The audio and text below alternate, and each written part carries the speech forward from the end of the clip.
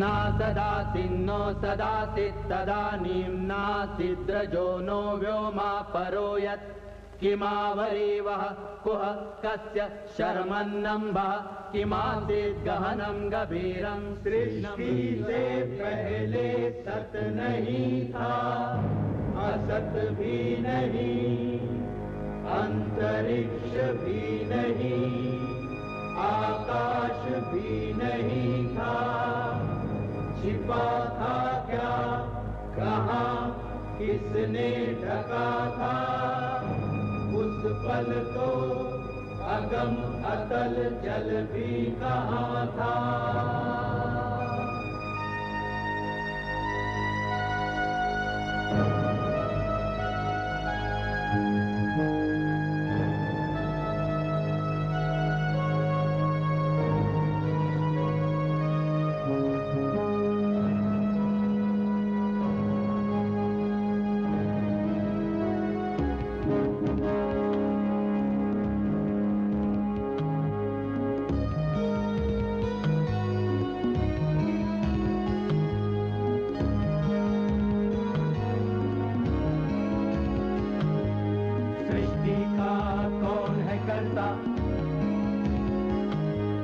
करता है वाह करता, ऊंचे आकाश में रहता, सदा अध्यक्ष बना रहता, वही सचमुच में जानता या नहीं भी जानता है, किसी को नहीं पता, नहीं पता, नहीं है पता, नहीं है पता।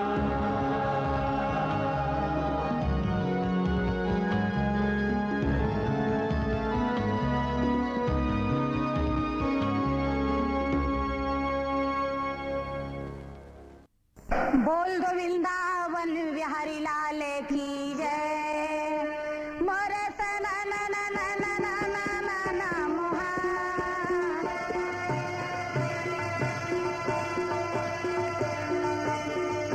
पर बिना बजावत हरि गुण गावे दीदी, के तो जाकर लाजे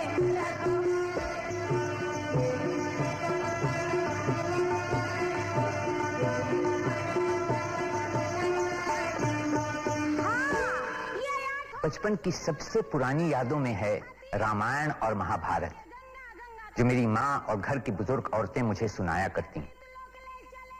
इन कहानियों में बहादुरी के किस्से भी थे और जादू भी था। फिर घर के लोग मुझे रामलीला दिखाने भी ले जाते, जहां हजारों दर्शक जमा होते। ये रामलीला ज्यादा शानदार नहीं हुआ करती, लेकिन इससे कोई फर्क तो नहीं पड़ता था, क्योंकि कहानी तो सभी जानते थे। रामायण और महाभारत दोनों हिंद आर्यों के इब्तिदाई दौर से जुड़े हुए। यह किस्सा है उनकी आपसी लड़ाइयों और दूसरों पर फतेह का, उनके फैलने और मजबूत होने का। हालांकि ये बहुत बाद में लिखे गए। दुनिया में ऐसी किताबें कम हैं जिन्होंने आम जनता के दिल और दिमाग पर सदियों तक इतना गहरा असर डाला हो। ये प्राचीन गाथाएं हिंदुस्तानी जनता के जीवन का एक अंग है। ये उस खास हिंदुस्तानी शैली का नमूना है जहां हर तरह के लोगों के लिए कुछ न कुछ मिलता है, चाहे वो विद्वान हो, चाहे अनपढ़ गांव वाले।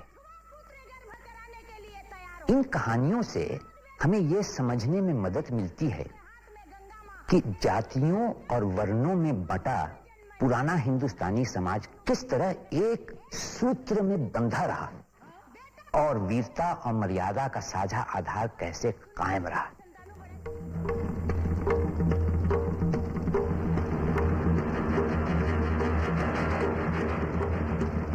रामायण की कहानी महाभारत से पुरानी मानी जाती है।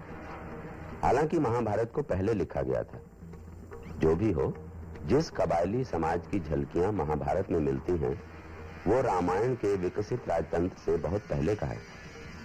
अगर महाभारत का कुरुक्षेत्र युद्ध यथार्थ था, तो पुरानी वंशावलियों से हिसाब लगाकर ये लड़ाई 850 ईसा पूर्व के आसपास ही हुई होगी। हस्तिनापुर को पुरानी वैदिक जाति कुरुओं की एक शाखा ने बसाया। कुरुओं के संबंधी पांडवों ने बाद में खांडवप्रस्थ जंगल जलाकर इंद्रप्रस्थ की स्थापना की, जो गालिबन दिल्ली के पुराने किले के आसपास था। 200 ईसा पूर्व से सन 400 ईस्वी तक महाभारत के 3 संशोधन हुए। पहला 9000 श्लोक का संस्करण, जिसे जय कहते हैं, फिर 24,000 श्लोक का संस्करण भारत, और अंत में 1 लाख श्लोक का महाभारत। इनके साथ साथ भारत में और भारत के बाहर भी महाभारत पर अनेक रचनाएं आधारित की गईं। तस्वीरों में, गानों में, नाटक में, चित्रपट पर और कई लोक शैलियों में भी। मध्य प्रदेश की पंडवानी शैली की एक मशहूर अदाकार हैं तीजन बाई। या व्यास नारायण मंत्र वहन करके जब गर्भ भले पीड़ तैयार कराइन, तो गंधारी देख के कहे, हे भगवान, ना तो यहाँ लड़का है ना तो लड़की, तय का करे भोलानाथ। ते बोले रहे 100 ठने बेटा 1 ठा बेटी, पर यहाँ कुछ भी नहीं। व्यास नारायण कहे, गंधारी धीरज धर, ये 100 कूड़ बना के तैयार कर दिन कका, और बोटी बोटी काट काट के 100 ठा खून में भरा के और मस्त वहाँ घी डाल दी, तो 100 ठने पुत्र के साथ साथ 1 लड़की तैयार। और तब भय पर गता ये बैरी मोर भय पर गता।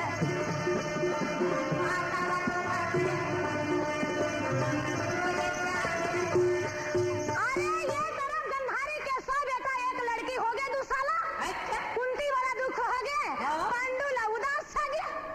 कुंती कहते महाराज उदास मत कर, यदि पति के आदेश हो तो पत्नी पुत्र तैयार करे में कोई देरी नहीं। अरे 1 ला कौन पूछे, 2-3 ठटुला हो जा है। पांडु कहते बड़ मुश्किल के बात, और क्या मुश्किल के बात, पति यदि कहे तब तो। अरे जब पति पत्नी के संपर्क नहीं तो संतान कहाँ से? हाँ, मैं दुर्वासा ऋषि के सेवा का पाके और कछोत्री माला पाए हूँ, एक आधार ले कोई छल नहीं का जन, तो फिर हो जाए। अरे हो जाए काका, ये कहकर कुंती बड़ा खुशी के साथ। और ये धर्मदेव पुकार के धर्मराज युधिष्ठिर पुत्र मांगे, पवन देव ला याद करके भीमसेन बेटा मांगा था काका, इंद्र ले याद कर अर्जुना मांगे।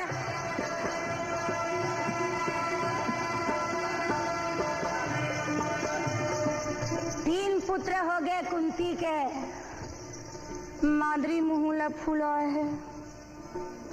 पांडु कथे कुंती हुल माला दे दे। एक बखत माद्री हमालल पहुंचाई तहाले, यशवनी कुमार के याद महुला बेटा के घर, महुला बेटा के जरूरी है।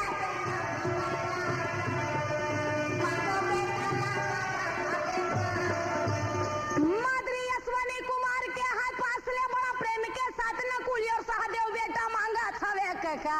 ये तरफ 100 जने पुत्र, 1 डहर 5 भाई पांडव देख के बड़ा यनद मनावत ये दीदी, बड़ा यनद मनावे।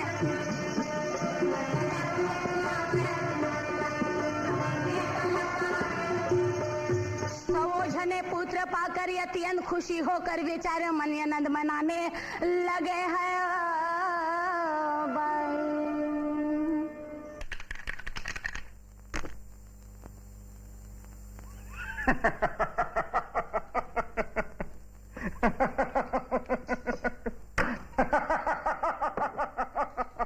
महाभारत के कथानक में जिस समाज का वर्णन है वो गुप्त काल की विकसित संस्कृति के ज्यादा करीब है, मगर फिर भी उत्तर वैदिक काल के कबीलों की अवस्था भी कहीं कहीं दिखाई देती है।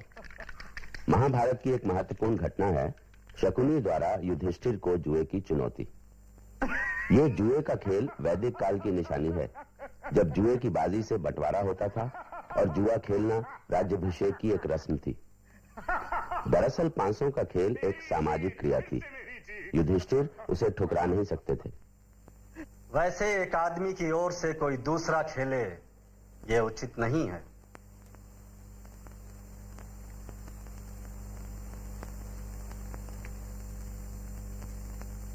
अच्छा, तो तुम्हारी यही इच्छा है, तो यही सही। चलिए।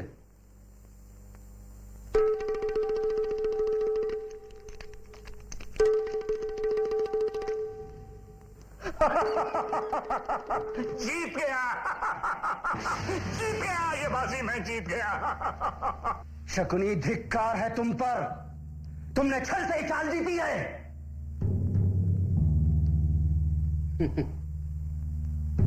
फिर भी आगे खेलो। मैं अपने सारे हीरे जवाहरात दांव पे लगाता हूं।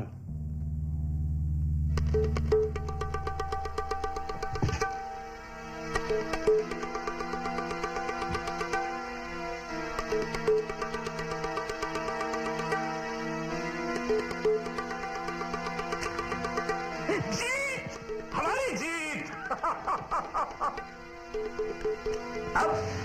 अब क्या लगाओगे दांव पर? मैं ब्राह्मणों और उनकी संपत्ति को छोड़कर अपने नगर, राज्य, भूमि और प्रजा को दांव पर लगाता हूं।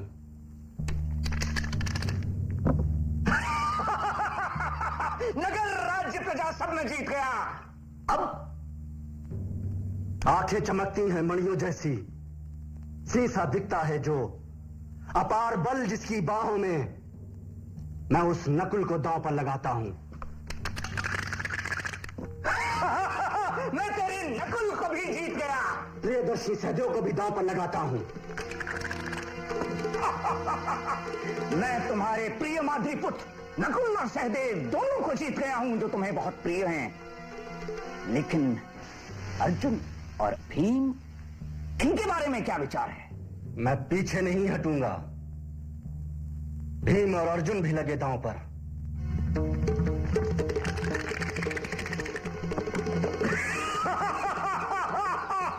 मैंने इनको भी जीत लिया। अब तो मैं ही बचा रह गया हूं। यदि मुझे भी जीत लिया गया तो हम मान लेंगे कि दुर्भाग्य और पराजय ही हमारी नियति है।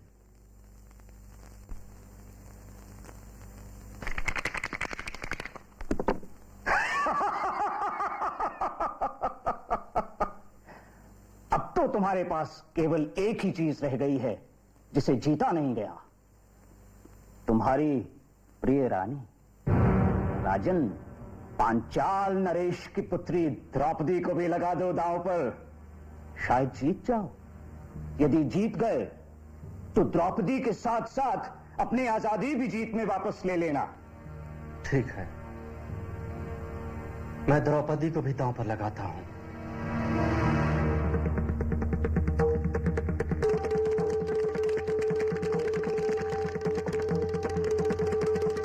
जीत गए, हम जीत गए, तुम हार गए द्रौपदी को।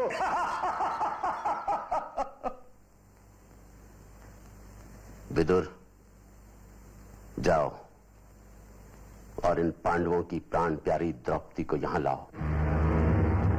आज से वो हमारे राजमहलों की सफाई करेगी और रहेगी हमारी दासी बनकर। अरे मूर्ख, इतना भी नहीं समझता कि ऐसे शब्द कहकर तू अपने काल को बुलावा दे रहा है। तुझे इसका आभास नहीं कि तू अंगारों से खेल रहा है। बचपना छोड़ दे दुर्योधन। मृग होकर सिंहों को मत ललकार। प्रतिकामी, अगर तुम पांडवों से भय नहीं खाते तो जाओ द्रौपदी को घसीट कर यहां लेकर आओ। यह विदुर तो कायरों की बोली बोल रहा है। इसने भी हमारा भला नहीं चाहा। जाओ।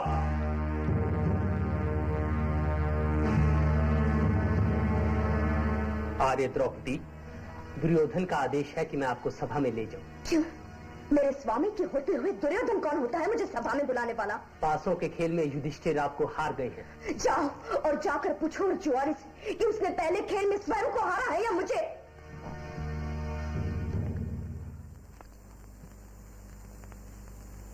महाराज, दुशासन, ये रथी पुत्र तो मूर्ख है। तुम स्वयं जाओ और द्रौपदी पर अधिकार करके उसे यहां लाओ। उसके ये 5 पति जो अपनी स्वतंत्रता खो चुके हैं हमारा कर ही कह सकते हैं। आपने काशी नरेश से जो भी धन और उपहार प्राप्त किया था, दूसरे कई राजाओं ने आपको जो हीरे जवाहरात भेंट में दिए थे, वो सब आप जुए में हार गए। हमारे रथ, शस्त्र, खुद हमें भी आप हार गए। फिर भी मुझे क्रोध नहीं आया, क्योंकि आप हमारे महाराज। मगर द्रौपदी को दांव में चढ़ाकर आप अपनी हद से बाहर चले गए हैं।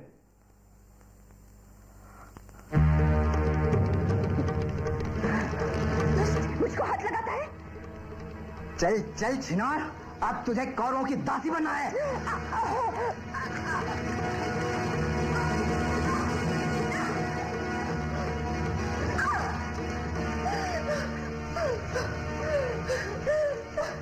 निर्लज्जो!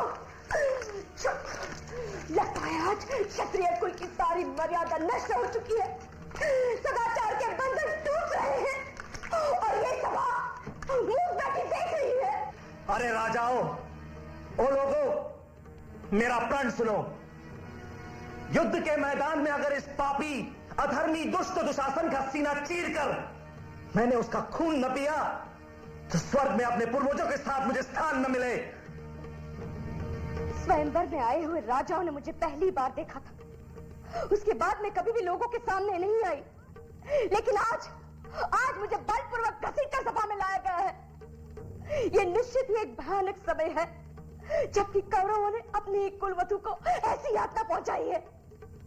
अरे ओ कौरवों, जरा ये तो कहो कि युधिष्ठिर की पत्नी उसी की तरह राजकुल में जन्मी आज तुम्हारी दासी बन जाऊं? नहीं, तुम्हारा ये निर्णय मुझे स्वीकार नहीं है।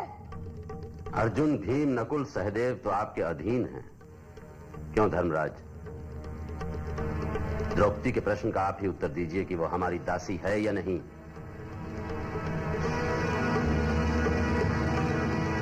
अरे नीच, अगर रणभूमि में तेरी इन्हीं जांघों को अपनी गदा से चूर चूर न कर दिया तो मेरी आत्मा को मुक्ति न मिले। चोला तोर माटी है रे, आया तोर माटी है। द्रौपदी ने एक सवाल उठाया था कि खुद को हार जाने के बाद क्या युधिष्ठिर द्रौपदी को दांव पर लगा सकते थे। यही लगता है कि तब स्त्री को पुरुष की संपत्ति के रूप में नहीं देखा जाता था, यानी उत्तर वैदिक काल पूरी तरह पुरुष प्रधान नहीं था। द्रौपदी के 5 पति होना और कुंती का नियोग से पुत्रों को जन्म देना भी स्त्री प्रधानता के संकेत हैं। द्रौपदी कहे स्वामी, ये भाई बंधु सब एक दिखावा है। संसार में मेरा कोई नहीं। या मन में सोच कर देवी द्रौपदी कहे कन्हैया, आप तो दया के सागर हो मुरारी, बचाओ मेरे लाज बचाओ। ये बात सुन के कृष्ण जी चौक के आगे आवे। रुक्मणी कहे प्रभु, आगे जात क्यों न तो पाछे लौट के आवत खबर नहीं। ये बात ले सुन के कहे क्या बताओ रुक्मणी, यह समय तो द्रौपदी के ऊपर में कष्ट दुखा है। रुक्मणी कहे स्त्री के लाज ही एक इलाज है, इस वक्त लाज आप बचाइए। कृष्ण जी चाहे छलांग गरुड़ में। कृष्ण जी भाग गए और वो पेड़ के साथ पितावत रहे। दोनों हाथ में पकड़ा दुशासन साड़ी। अरे जल्दी और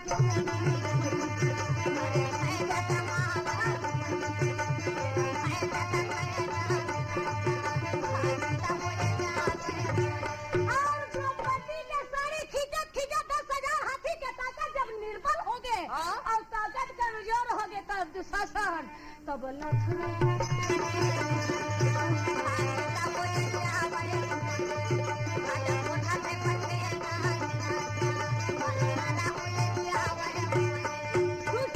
के साड़ी के खिंचाई द्रौपदी वो समय देख साड़ी के खींचना एक कहा वो तो चक्र फिर पांडवों को देश निकाला मिला और कौरवों ने उनकी भूमि पर अधिकार जमा लिया। महाभारत में कई स्थानों पर जिस काल की बात होती है वो सत्ता के केंद्रीकरण और साम्राज्यों की स्थापना से ठीक पहले का है। भूमि को संपत्ति समझना और उस पर अधिकार जमाना इसी दौर में शुरू हुआ, जबकि इससे पहले लड़ाइयां मवेशियों के लिए हुआ करती थी।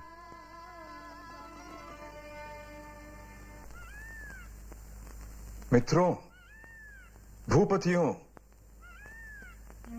शकुनी ने धर्मराज को अधर्म से द्युत में हराया। छीन लिया राज्य दुर्योधन ने, वनवास भी कराया। जानते हैं आप कैसे कैसे क्लेश सहे, कहां कहां कैसे रहे, किंतु नहीं त्यागा पांडुपुत्रों ने कभी भी सत्य का सहारा। वचन दिया था, दुर्वचन को निभाया। कुल परंपरा से जो राज्य है उनका, वो उनको मिले अब, यही मत है, होना भी चाहिए सबका। आप लोग सोचें, विचार करें, बताएं सबका हित कैसे हो, सम्मान भी बना रहे, धर्म भी अनुकूल हो। स्वर्ग का भी राज्य नहीं लेंगे युधिष्ठिर यदि मिले अधर्म से, लेंगे सानंद धरती का टुकड़ा तक अगर मिले धर्म से।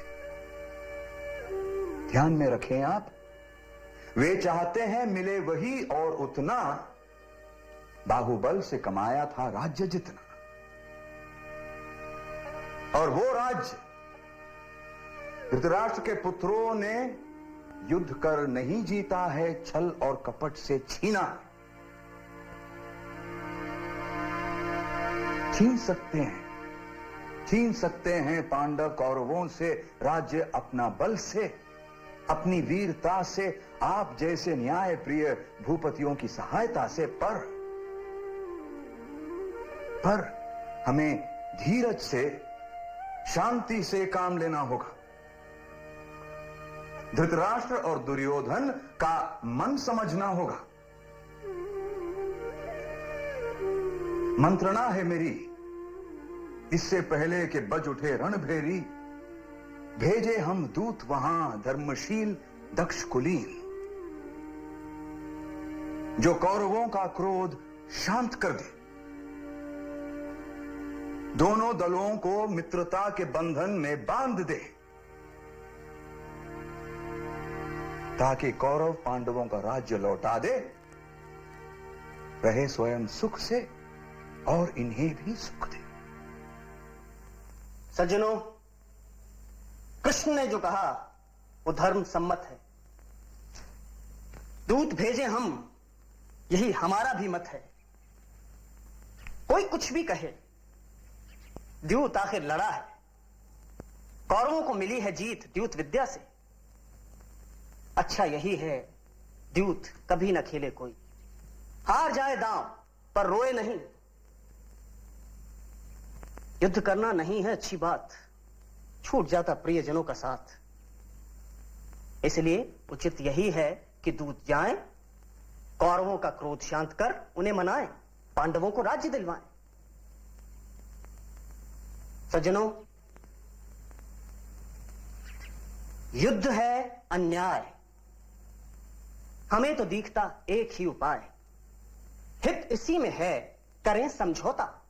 क्यों करें समझौता? समझौता नहीं होता कोई उपाय, वही करते हैं समझौता जो होते हैं निरुपाय। बहुत सुन ली, न्याय ये है वो अन्याय है, खेलने को जुआ अपने घर बुलाना क्या न्याय है? छल कपट से जीतना क्या न्याय है? न्याय है कहना अवधि से पहले पांडु पुत्रों को लिया पहचान।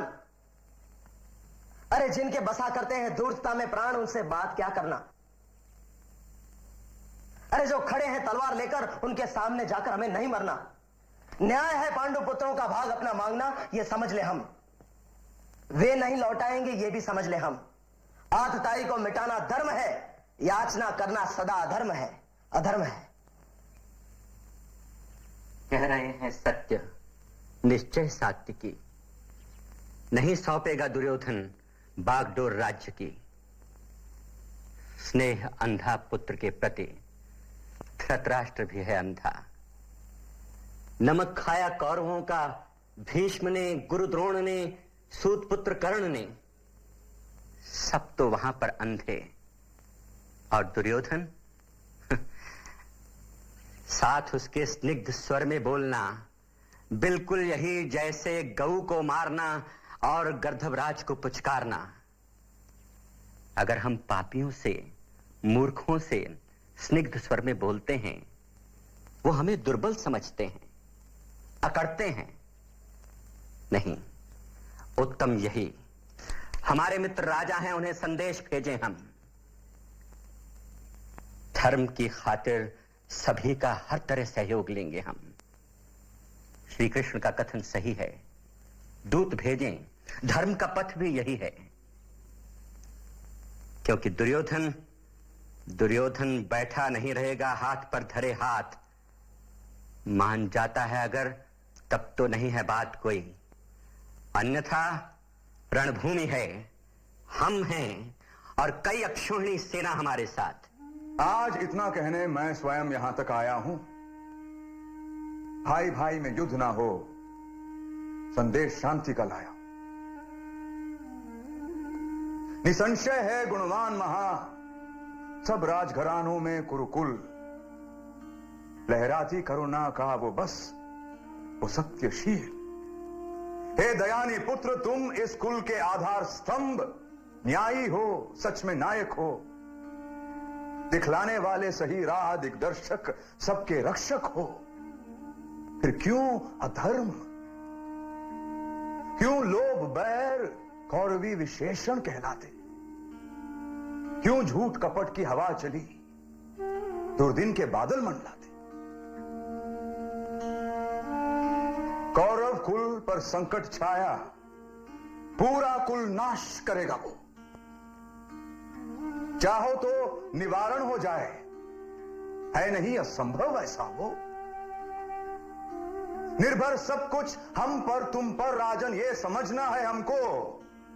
तुम रोको अपने बेटों को, मैं रोकूंगा पांडव दल को।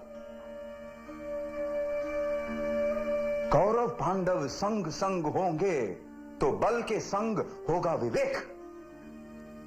क्या तुम्हें छेड़ने का साहस कर पाएंगे मिलकर अनेक?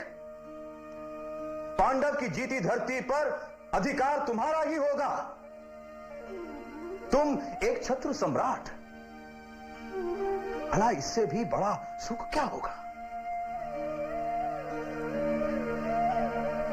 है युद्ध भयानक दावानल, जिसमें मानवता जल जाती। पेड़ों की बातें कहे कौन, जड़ भी तो कोयला बन जाती। है युद्ध मरण का नाम, अन्य क्या मरण लाभदायक होगा? मर जाए समर में कौरव या पांडव, तो किसका हित होगा?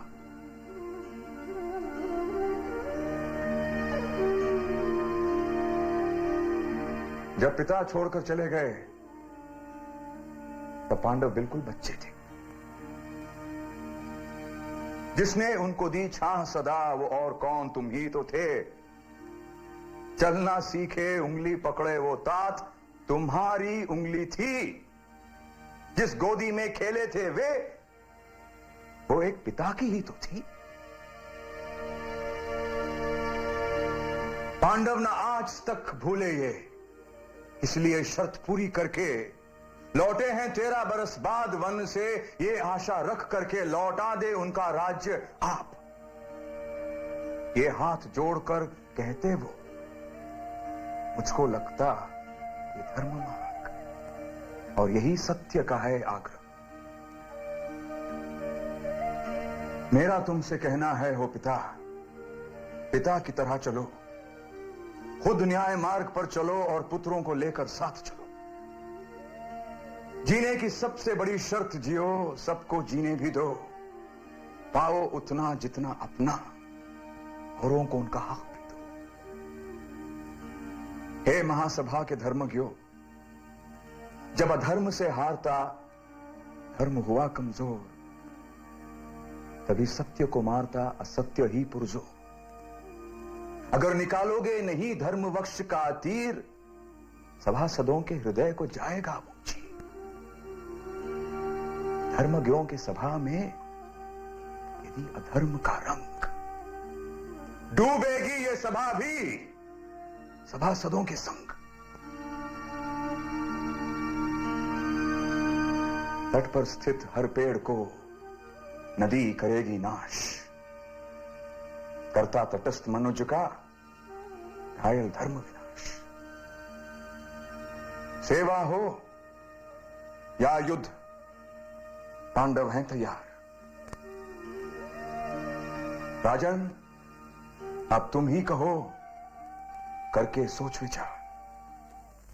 कृष्ण की सुनो, सुनो, मानो दुर्योधन, छोड़ो वृथा क्रोध, करो हित संपादन। धन लक्ष्मी चंचल टिक पाती तभी जब धर्म हो अविचल। जहां अधर्म वहां अहंकार, जहां हिंसा वही लहू की धार। मत करो लोभ, लोभ है विनाशी, विध्वंस सदा होता है कुलनाशी। यदि नहीं मानोगे तो नष्ट होगे, कुलघाती कहाओगे। पूर्वजों के संचित को जल जैसा बहाओगे। नहीं, मानो आज्ञा पिता की तुम आज, रख लो माता के दूध की लाज। कृष्ण के स्वर में धर्म पितामह के कंठ से भविष्य बोलता है। दुर्योधन, तू अब भी क्या तोलता है? तेरे मित्र और हित जो कहाते हैं, तुझे हर बुरा काम करने को उकसाते हैं। युद्ध की गहमा गहमी में वही भाग जाएंगे सबसे पहले। दोष तेरे मत्थे मढ़कर सोच ले, समझ ले। अरे अर्जुन, क्या चीज है पूछ मुझसे तू, और उसके सखा सहायक कृष्ण, फिर भी तू जरा नहीं सोचता? क्यों अपने बंधु बांधवों को युद्ध की वेदी पर बलि देता है? अरे जहां अर्जुन है वहां जय है, और यदि श्री कृष्ण भी है तो विजय ही विजय है। अधिक कौन कहे अब तुझसे, कर वही जो उचित हो विचार की दृष्टि से। दुख नहीं दुर्योधन हमको है तेरे लिए, रोता है मन तेरे माता पिता के लिए। सोचता हूं पुत्र स्वयं कुल को डुबोएगा, मित्र सहयोगियों को लहू में भिगोएगा। वह दिन दिखता है मुझको, पंख कटी चिड़िया से, माता पिता घिसटेंगे दुर्बल असहाय से। रोएंगे आजीवन जन्म दिया कुल धन को, घूमेंगे भिखारी से मुट्ठी भर अन्न को। कैसा ये दिन आया प्रभु, कैसी ये तिथि आंखों के आगे होगी, गुरुकुल की इति। दुर्योधन पुत्र, कांपता है मन, क्या सत्य होगा विदुर का वचन? मान ले पुत्र कृष्ण का कहा, युधिष्ठिर के पास जा, उसने बहुत सहा। मैत्री कर पांडवों से, कर ले समझौता। पुत्र, यही एक अवसर है, बीत जाए दोबारा नहीं आता। सखा हो कृष्ण, सहायक पांडुपुत्र, तो फिर कल्याण ही होता। अन्यथा अन्यथा युद्ध, युद्ध में पराजय, पराजय में अपमान है। क्षत्रियों के लिए मौत के समान है। मान जा पुत्र, मान जा। द्वारिकाधीश कृष्ण, आपकी बांसुरी बजी, घृणा के स्वर से सजी, खूब बजी, और बजी सिर्फ मेरे लिए। मैं धन्य हूं, आपका चिर कृतज्ञ हूं। भले ही हों आप कुंती के बेटों की बार बार चरण छू भक्ति के हकदार। किसने दिया अधिकार आपको कि मेरे ही घर में घुसकर आप करें मेरी ही निंदा अपार? मेरे पूज्य पिता विद्वान विदुर, पितामह भीष्म, आचार्य द्रोण, सबको पड़ गई लगता है आदत मुझे ही कोसने की अविरत। सिर्फ मुझे, कोई नहीं बताता कि मेरा दोष क्या है। मैंने इन वंदनीय प्रातः स्मरणीय सज्जनों का बिगाड़ा क्या है? मधुसूदन, वो धर्मराज पक्का जुआरी, जुआ खेला, राज्य हारा, क्या गलती थी हमारी? सबको पता है जुए में हारे वो, फिर भी मैंने सम्मति दी थी कि लौटा दो जीता हुआ धन। फिर खेले, फिर हारे, जंगल फिरे, मारे मारे, इसमें मेरा क्या दोष? उल्टे मुझी से लड़ने की देते हैं धमकी, मुझे और मेरे भाइयों को मार डालने की। ये कैसा न्याय है? कौन सा धर्म है? आप भी आए हैं मुझे डराने, झुकाने, तो सुनो, नहीं झुकूंगा मैं देवताओं के देवता इंद्र के भी सामने। पांडव 5, आप उनके साथ, उनके भाई, हम 100, हमारी सेनाएं, सहयोगी अनगिनत हमसे करने आए हैं लड़ाई। तो वही सही, कहीं ऐसा ना हो कि आपकी हो जग हंसाई। हम क्षत्रिय, हमारा मरण भी शुभ होगा, अगला मुकाम देवताओं का स्वर्ग होगा। हमें है स्वधर्म प्रिय, रणसैया पर सो जाना, किंतु नहीं कभी शत्रु के आगे सिर झुकाना। ऐसे वीर मरण के लिए क्यों रोए कोई? मरण के डर से जिए कैसे कोई? कहा था मातंग मुनि ने, पुरुष रहे तनकर, कभी नहीं झुककर, टूट जाए भले ही नहीं रहे नम कर। ऐसे ही रहा हूं मैं, आगे भी ऐसे ही रहूंगा। क्षत्रिय की तरह जिया हूं और क्षत्रिय की तरह मरूंगा भी। यही धर्म जानता हूं मैं, और धर्म के आगे कुछ नहीं मानता मैं। जब तक जीवित हूं राज्यांश नहीं मिलेगा। वचन दिया था वृद्ध पिता ने मेरे बचपन में, मेरे पराधीन रहते। अज्ञानवश या डर के कारण दिया होगा उन्होंने, वो जाने। पर केशव, आज मैं जीवित हूं, बाहुबल युक्त हूं। नहीं, पांडवों को दोबारा राज्य नहीं मिलेगा, उतना भी नहीं जितना सुई की नोक पर समा जाए। ये दोनों दल सेना सजे धजे तैयार पहुंचे कुरुक्षेत्र मैदान। काका, एक तरफ तो पांडव मन के सेना, दूसरा कौरव तरफ। अच्छा, भीष्म पितामह गुरु द्रोणाचार्य कलिंग राजा भगदंत कर्णदानी यदि तो रहे सही। दोनों दल के बीच में कृष्ण जी कहे, मुरारी मुरे रथ लघु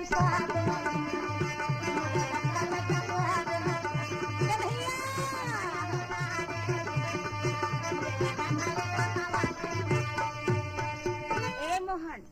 दोनों दल को तैयारी हो गए सही। अच्छा, पर ये कौरव पांडव दोनों दल के बीच में मोर रथला घुसा के दिखा, ताकि मैं देख लेता यहाँ कौन कौन वीर आए। अच्छा, कृष्णा देखा अकेला। चलिए अर्जुन, चलिए। कृष्ण जी अपन रथ घुमाओ। वीर बजरंगबली रथ के पताका मां। अच्छा, गदा धड़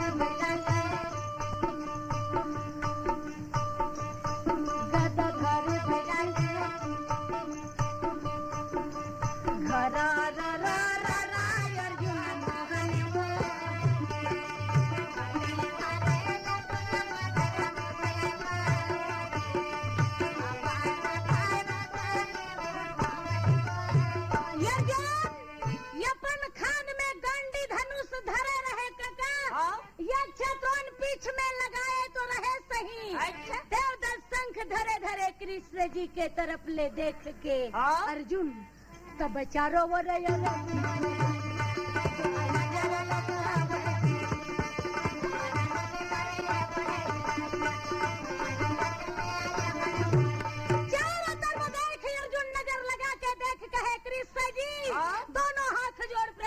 कहे मुरारी। अच्छा, भीष्म पितामह बाबा गुरु द्रोणा, ये भाई बंधु सब ले मैं नाश करके मुझे बहुत डर लगा थी मोहन। ये खून खराब करके दुनिया में विधि करना ठीक नहीं। अच्छा अपन धनुष मड़ा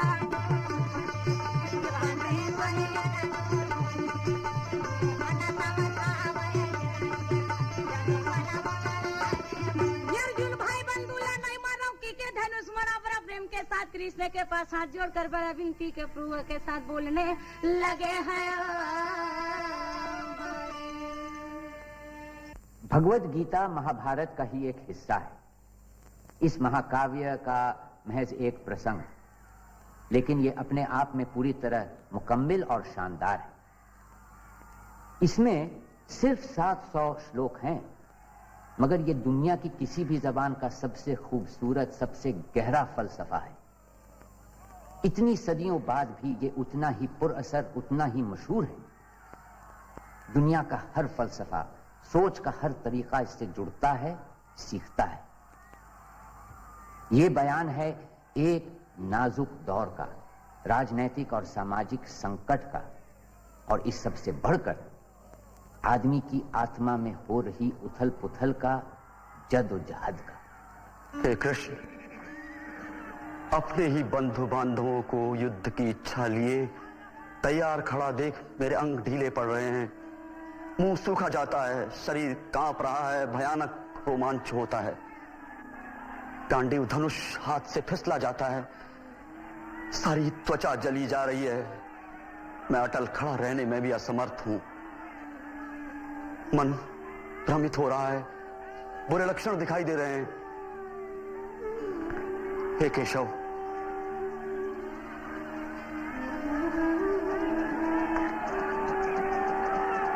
युद्ध में स्वजनों को मारने में मुझे कोई भलाई नहीं दिखाई देती।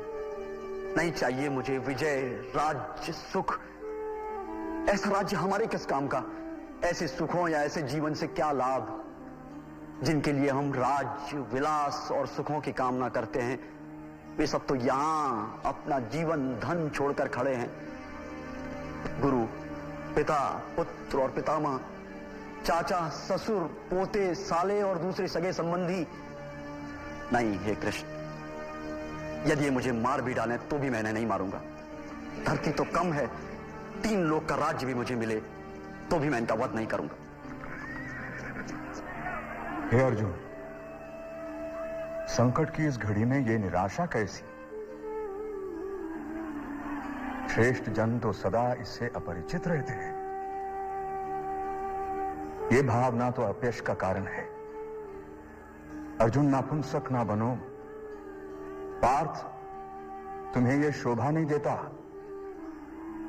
हृदय की इस तुच्छ दुर्बलता को छोड़, हे शत्रु विनाशक, उठ खड़े हो।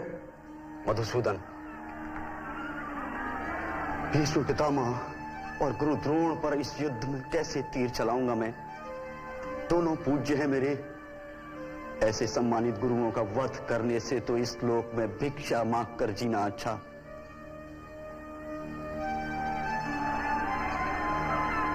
मैं कायरता के दोष में डूबा हुआ हूं, मति मारी गई है मेरी, कर्तव्य की राह से भटक गया हूं मैं। इसीलिए पूछता हूं हे कृष्ण, मुझे वो उपाय बताएं जो निश्चित ही कल्याणकारी हो। मैं आपका शिष्य, आपकी शरण में हूं, मुझे शिक्षा दीजिए।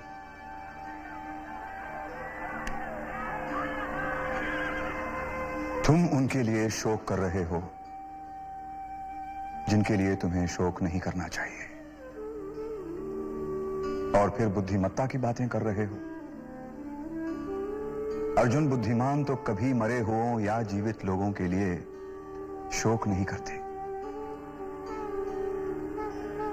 ऐसा कोई काल नहीं हुआ जिसमें मैं न रहा हूं, या तुम न रहे हो, या ये राजपुरुष न रहे हो,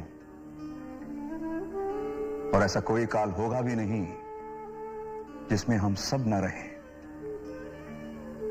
जैसे कोई मनुष्य अपने पुराने वस्त्रों को छोड़ नए वस्त्र धारण करता है, वैसे ही जीवात्मा एक शरीर को छोड़ दूसरे शरीर को धारण करती है।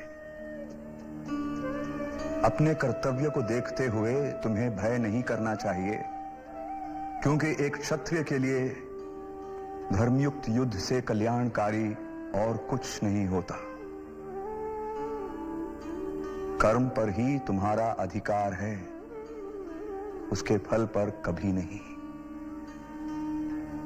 कर्मों का फल तुम्हारा उद्देश्य नहीं होना चाहिए, और ऐसा भी ना हो कि कर्म ना करने के प्रति तुम्हारी आसक्ति बढ़े। अर्जुन का संघर्ष अलग अलग जिम्मेदारियों से, मर्यादाओं से एक जद्दोजहद है। ये वही अंदरूनी लड़ाई है जिसने हमेशा से इंसान को सोचने के लिए मजबूर किया है। निजी कर्तव्यों और सामाजिक बर्ताव दोनों के बारे में कई सवाल खड़े किए हैं कि जिंदगी में नैतिकता क्या है और आदमी का रूहानी नजरिया क्या होता है। अर्जुन, अपनी प्रकृति के निर्देशानुसार अपना कर्तव्य करो। जैसे अग्नि हमेशा धुआं देती है, वैसे ही हर कर्म का फल मिलता है। स्वार्थहीन कर्म ही शेष रह जाता है। यही वो ज्ञान है जो मैं तुम्हें दे सकता हूं। इस पर विचार करो। तुम चुनाव करने के लिए स्वतंत्र हो। पार्थ, मैं तुम्हें इसलिए ये बता रहा हूं क्योंकि तुम मुझे प्रिय हो। क्या तुमने ध्यान से सुना अर्जुन? क्या अब भी तुम्हारे मन में कोई शंका है? नहीं, अब कोई शंका नहीं। मैंने दृढ़ निश्चय कर लिया है। मैं युद्ध करूंगा, मैं आपकी शिक्षा पर चलूंगा।